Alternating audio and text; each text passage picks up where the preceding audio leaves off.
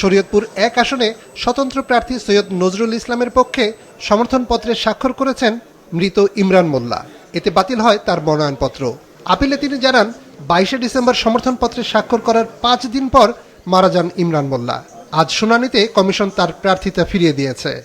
ইমরান মোল্লা, বাবা মুসলিম, ছোট গোপালপুর মৌজা, জয়নগর, জাজিয়া, শরীয়তপুর। ভোটার তালিকায় এখনো জীবিত আর কি, তাই তো?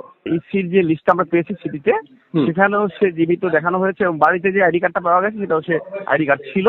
যেহেতু ছেলেটা লিখতে পারে না, তার ভাই তার স্বাক্ষরটা করে দিয়ে ফেলে গেছে। আমরা ২২ তারিখে দিকে ২২ তারিখে কালেক্ট করেছি এবং হি ডাইড মেবি ২৬ বা ২৭ তারিখে সামথিং মারা গিয়েছে।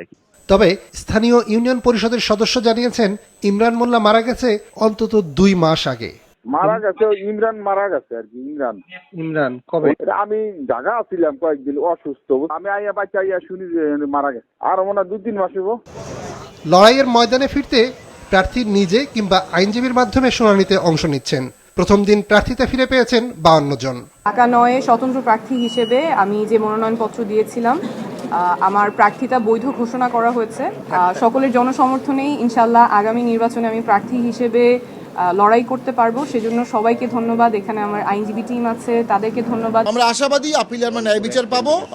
আমরা মনে করি শত বাধার মধ্যেও নির্বাচন কমিশন চেষ্টা করছেন এবং আমরা আশা করব নির্বাচন কমিশন মবকে দমন করবেন। মবকে দমন না করলে নির্বাচন সুষ্ঠু হওয়ার কোনো সম্ভাবনা আমরা দেখি না।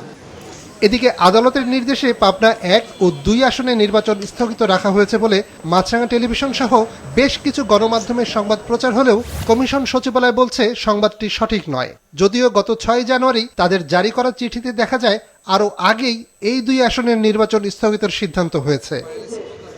বাছাইয়ে নির্বাচন কমিশন ৭২৩ জনের মনোনয়ন বাতিল করেছে, আর প্রার্থিতা গ্রহণ ও বাতিলের সিদ্ধান্তের বিরুদ্ধে আপিল হয়েছে ৬৪৫টি। নিয়াজ মোরশেদ, মাছরাঙা সংবাদ, ঢাকা।